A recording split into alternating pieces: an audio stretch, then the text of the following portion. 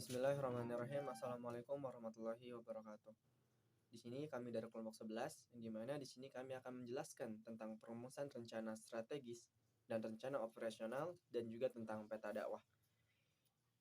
Langsung saja kita masuk ke materi selanjutnya, yaitu tentang pengertian perencanaan strategis.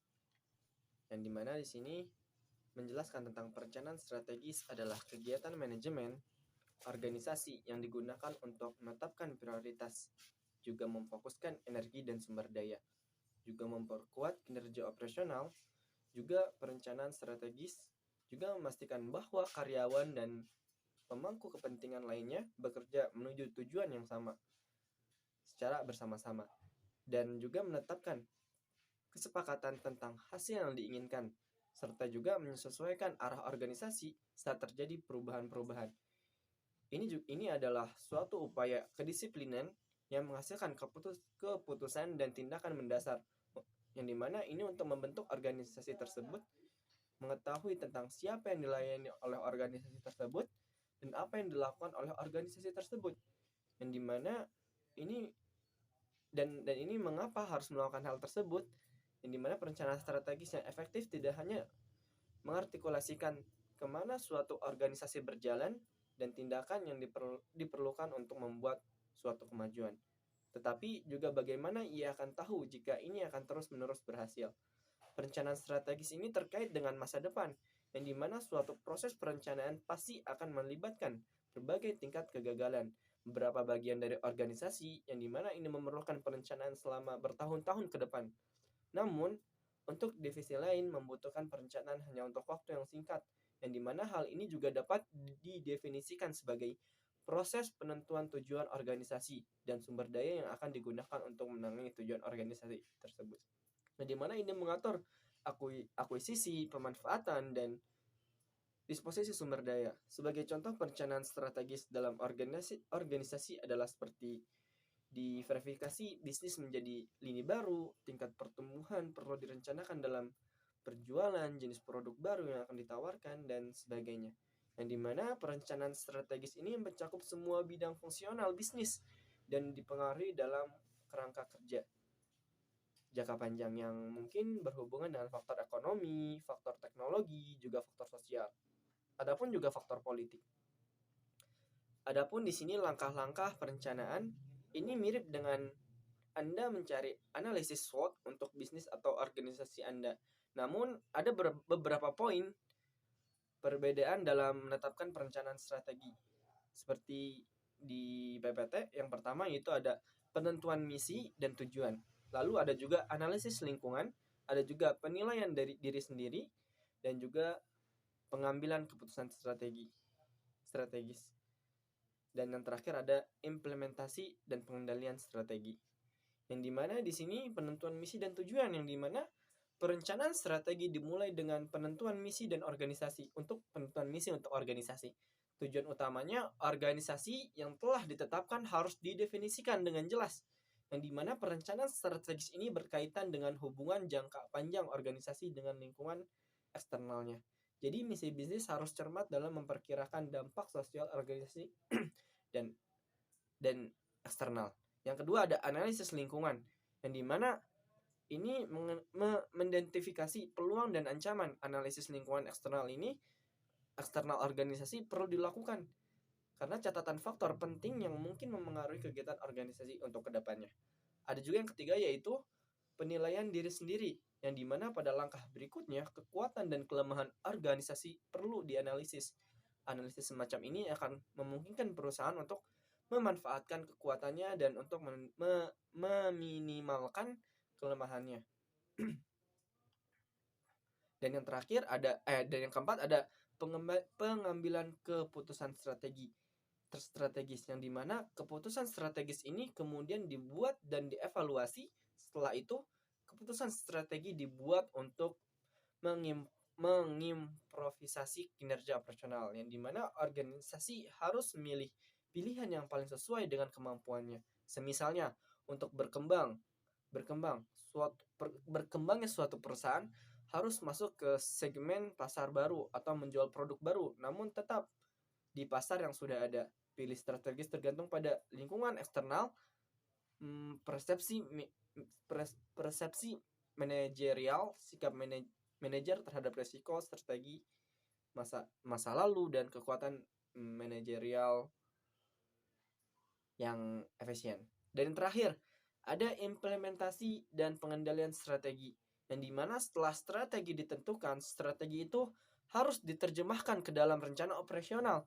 Program dan anggaran dikembangkan untuk setiap fungsi. Rencana operasional jangka pendek disiapkan untuk menggunakan sumber daya secara efisien, yang dimana kontrol harus dikembangkan untuk mengevaluasi kerja sebagai strategi yang mulai digunakan.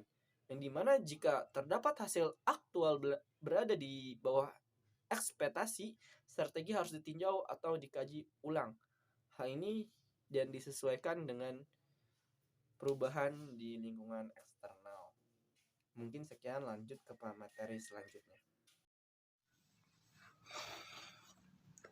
Bismillahirrahmanirrahim.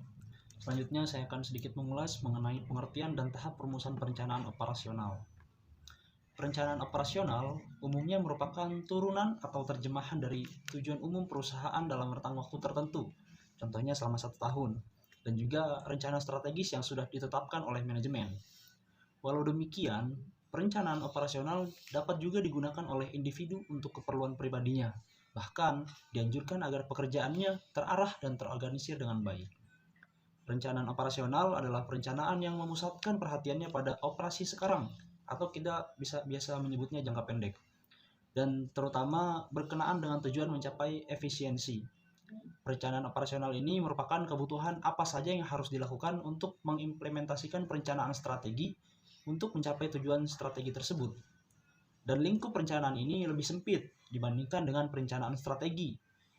Menurut Morpot dalam Madepidarta tahun 2005, prosedur yang harus diperhatikan dalam membuat perencanaan operasional diantaranya, pertama, mengumpulkan informasi dan analisa data, selanjutnya menyelesaikan perubahan dalam bentuk kebutuhan, mengidentifikasi tujuan dan prioritas, membentuk alternatif penyelesaian, dan terakhir, mengimplementasikan dan menilai serta memodifikasi. Dalam melakukan perencanaan operasional, maka diperlukan langkah-langkah tertentu. Nah, langkah-langkah tersebut merupakan prosedur yang harus diikuti dalam setiap melakukan perencanaan. Sebab tanpa prosedur tersebut, maka kurang sempurna perencanaan tersebut. Dan adapun langkah-langkah itu adalah sebagai berikut. Pertama, menetapkan tujuan. Seringkali sebuah organisasi memiliki banyak tujuan. Maka dari itu, mereka harus memilih di antara banyak tujuan tersebut. Tujuan dapat dirumuskan sesuai dengan maksud, misi, dan sasaran yang dikehendaki. Tentu dengan mempertimbangkan sumber daya yang dimilikinya. Tujuan yang besar akan sukar dapat dicapai dengan sumber daya yang sangat terbatas. Maka harus menetapkan tujuan yang terbaik bagi organisasi. Selanjutnya kedua, yaitu memahami atau merumuskan keadaan saat ini. Rencana adalah menyangkut kegiatan di masa yang akan datang. Apa yang dapat dilakukan di masa yang akan datang sangat ditentukan pula oleh keadaan atau posisi organisasi pada saat ini. Oleh karena itu, organisasi harus mengetahui, memahami, serta merumuskan posisinya saat ini. Dan untuk keperluan itu diperlukan data dan informasi yang relevan dengan tujuan organisasi. Selanjutnya yang ketiga, yaitu mengidentifikasikan kemudahan dan hambatan. Organisasi harus melakukan identifikasi dan inventarisasi faktor-faktor kemudahan dan hambatan dalam usaha pencapaian tujuan. Dengan mengetahui kemudahan-kemudahan, organisasi akan dapat memanfaatkan peluang tersebut sebaik-baiknya. Namun sebaliknya, dengan mengetahui kemungkinan hambatan, maka organisasi sendiri mungkin sudah mempersiapkan untuk menanggulanginya atau mengantisipasinya, apa yang akan dirumuskan dan kemudian dirumuskan pada berbagai kegiatan untuk mencapai tujuan. Sekian dari saya, terima kasih. Nah, selanjutnya ada pengertian dan tahap perumusan peta dakwah. Nah, peta secara umum dapat diartikan sebagai gambaran mengenai letak laut, letak gunung, dan sebagainya. Nah, pengertian pemetaan dapat dipahami sebagai berikut.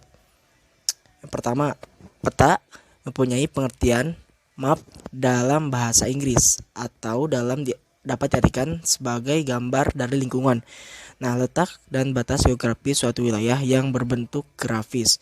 Nah, selanjutnya pemetaan mempunyai gambaran sebagai kondisi sosial, ekonomi, politik, dan agama dalam bentuk narasi atau uraian yang didukung oleh angka balik berbentuk tabel atau data statistis ya. Nah, selanjutnya dari penjelasan di atas dapat disimpulkan bahwa pengertian pemetaan dakwah adalah suatu gambaran sistematik dan terinci tentang subjek, objek, dan lingkungan dakwah pada satuan unit daerah. Satuan unitnya dapat meliputi tingkat RT, RW, kelurahan atau desa, kecamatan, kabupaten, bahkan provinsi. Nah, luas dan besarnya satuan unit yang akan diambil sangat tergantung pada kebutuhan akan data. Adapun gambar petanya meliputi yang pertama, deskripsi keadaan. Deskripsi ini dapat dituangkan dalam bentuk uraian dan dalam bentuk tabel, grafik, dan lainnya yang berkaitan dengan setiap komponen. Yang kedua, identifikasi masalah dakwah. Nah, jadi pada dasarnya pemetaan dakwah merupakan deskripsi suatu daerah yang memuat potensi dari berbagai sudut pandang untuk mempermudah berjalannya suatu sistem dakwah demi tercapainya cita-cita dakwah secara efisien dan efektif. Nah, selanjutnya, sebuah perencanaan dakwah tidak akan mengenai sasaran jika tanpa didasarkan pada data atau bank data yang sahih ya. Data yang sahih hanya dapat diperoleh dari sebuah penelitian. Nah, penelitian dakwah akan menghasilkan bank data yang kemudian dituangkan dalam peta dakwah. Nah, data yang ada dalam peta dakwah dijadikan landasan untuk perencanaan dakwah. Nah, riset, bank data, peta data, rencana dakwah ataupun perkiraan masa depan, perumusan target dan tujuan, alternatif program dan prioritas, penentuan metode, waktu dan tempat sasaran atau mad'u dan biaya. Nah, tahapan penyusunan pemetaan dakwah, kegiatan penyusunan pemetaan dakwah dilakukan melalui berbagai langkah.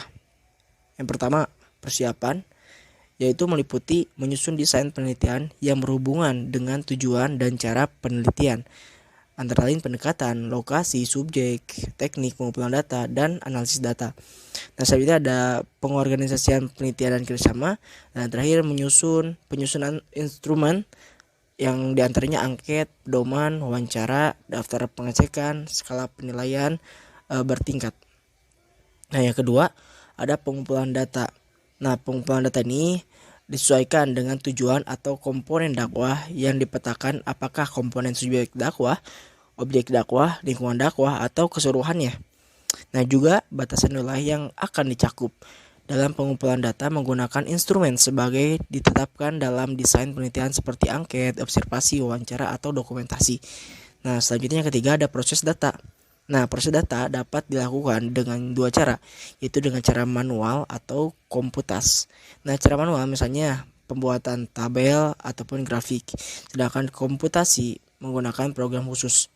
Nah, selanjutnya yang terakhir ada penyajian dan analisis data. Nah, data kualitatif disajikan dalam bentuk tabel dan grafik, sedangkan data kualitatif juga dianalisis secara deskripsi menggunakan apa adanya.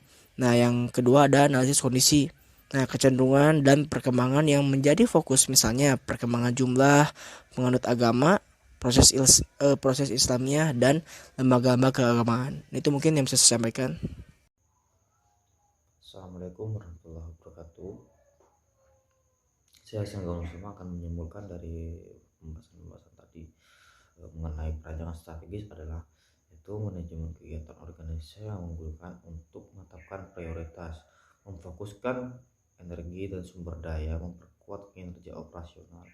Perencanaan strategis juga memastikan bahwa karyawan mengaku kepentingan lainnya, bekerja untuk menuju tujuan bersama, dan menetapkan kesepakatan tentang hasil yang diinginkan,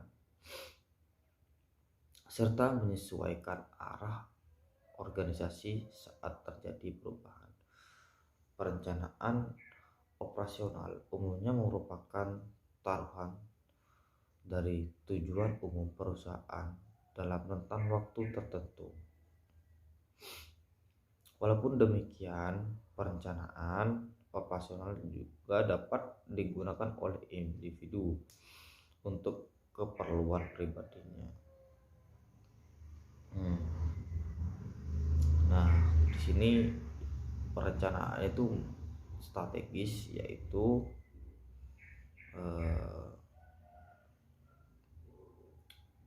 menjadi peran vital dari sebuah perencanaan strategis dalam sebuah organisasi. Dalam perencanaan strategis, di mana organisasi itu bisa menentukan arah kemana organisasi itu akan berjalan gitu. Mungkin secara garis besar itu orientasi dari organisasi itu sendiri, ataupun yang visi misi yang mau dibawa kemana gitu. Mungkin seperti itu. Cukup sekian. Wassalamualaikum warahmatullahi wabarakatuh. Terima kasih.